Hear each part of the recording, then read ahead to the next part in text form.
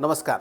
Migraine म्हणजे अर्ध डोकेदुखी किंवा पूर्ण डोकेदुखी यामध्ये अनेक लक्षणं तुम्हाला पाहायला मिळतात. पण यातली एक काही महत्त्वाची लक्षणं आहेत की ज्याच्यामुळे समजून घेणं गरजेचं आहे की ही डोकेदुखी साधी नाही, तर ती बीपी वाढल्यामुळं किंवा हायपरटेन्शनमुळे असू शकते.